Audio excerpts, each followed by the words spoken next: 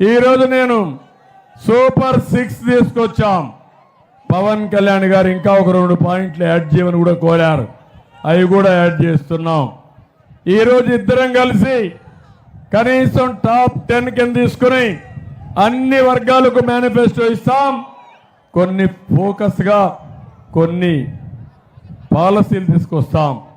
మొట్టమొదటి సూపర్ 6లో మా ఆడబిడ్డలు మహాశక్తి 4 కార్యక్రమాలు ఇస్తున్నాం.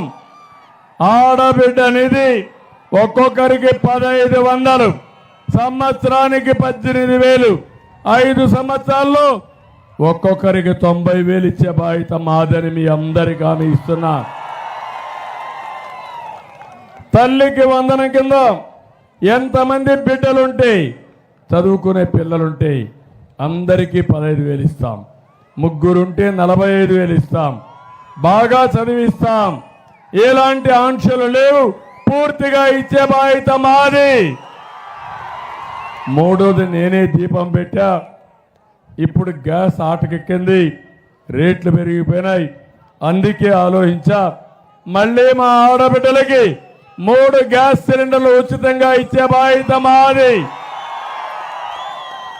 నాలుగోది ఉచిత ప్రయాణ సౌకర్యం. ఆర్టీసీ బస్సుల్లో ఎక్కండి, మా పేరు చెప్పండి, ఎక్కడికి పోవాలన్నా దర్జాగా వెళ్ళమని మా ఆడబిడ్డలకు పిలిపిస్తున్నా. మీరు ఉద్యోగానికి పోయి రావాలన్నా, తల్లి ఇంటికి పోయి రావాలన్నా, పుట్టింటికి పోవాలన్నా, ఎక్కడికి పోయినా ఏర్పాటు చేసే బాధ్యత మాదని మీ అందరికీ హామీ ఇస్తున్నా.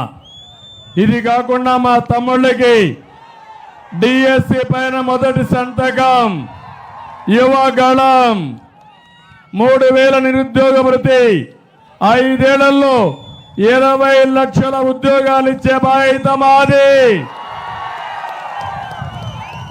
సంపద సృష్టించడం తెలిసిన party Telugu Desam party, Janasena party.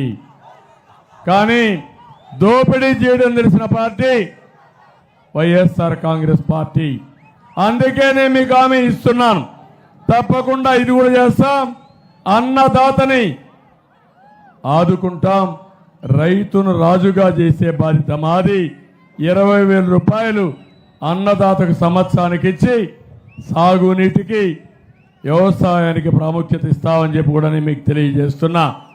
ఇది కాకుండా ప్రతి ఒక్కరికి, వృద్ధులందరికీ హామీ ఇస్తున్నాను. నేను ఒకటే ముఖ్యమంత్రికి సవాల్ విసురుతున్నా. రేపు 1వ తారీఖున వాలంటీర్స్ కాకుండా సచివాలయం స్టాఫ్ ఉన్నారు.